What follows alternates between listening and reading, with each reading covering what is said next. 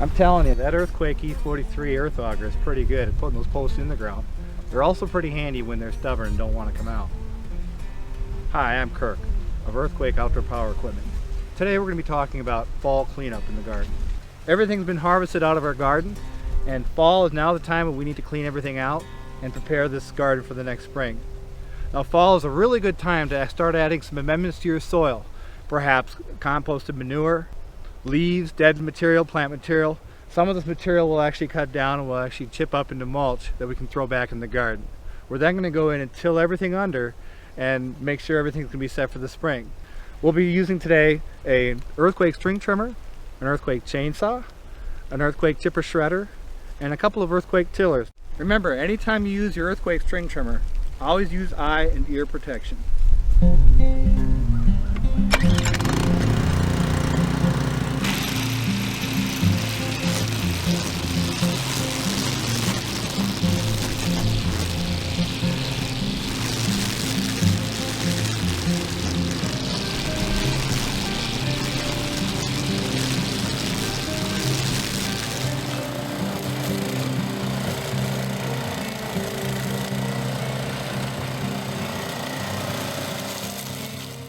We have some corn stalks here that are really tough and fibrous plants.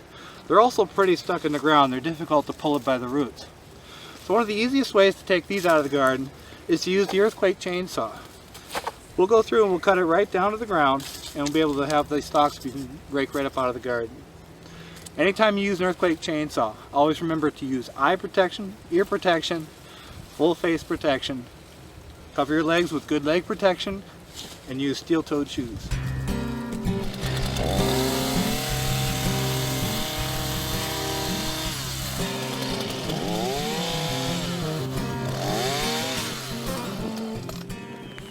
As you can see, that's one of the easiest ways to get those tough corn stalks down and out of the garden. When we're using a Earthquake chipper shredder, we have a cone portion, which has chipping knives, and then we have a hopper, which actually has tri and J hammers, which will beat up the material and chop it up. For tough corn stalks like this, which are very fibrous, we'll be feeding these into the cone, which will cut them up into nice fine material. We don't really want to put these in the hopper because they're very fibrous and they may just wind around the rotor. In the hopper, we'll put thinner, looser material, which will get chopped up really nicely. Remember, anytime you use an Earthquake chipper shredder, always use eye protection and ear protection.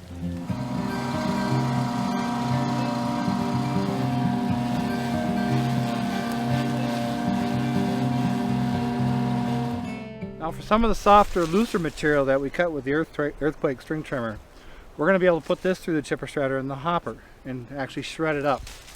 It's a good idea to shred this material up because when we go through with the tiller, we don't want it to get all wound up in the tines.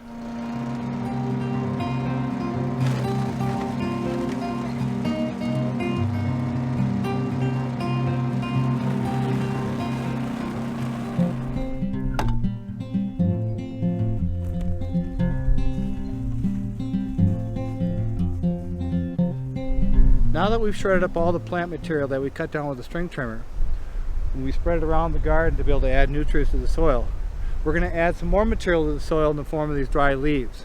It's fall and there's a lot of leaves around the yard, so it's a great material to add to help amend the soil and give it some structure.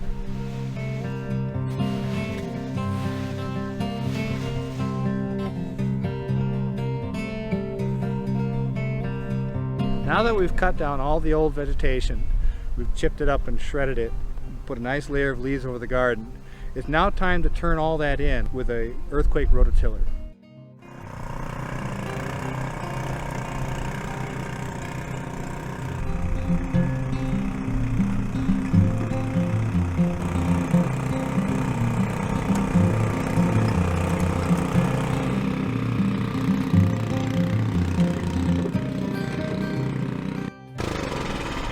So there you have it. All the leaves and the material have been tilled in with the soil. Over the winter time, it's going to snow and moisture is going to help settle all that stuff down. It'll begin breaking down and blending in with the soil even more in the springtime. We'll come back and till it in before we do our first planting.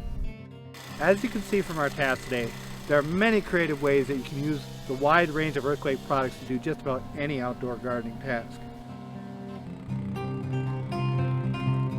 Come visit us at getearthquake.com to learn more helpful tips and to learn more about Earthquake's wide range of outdoor power equipment.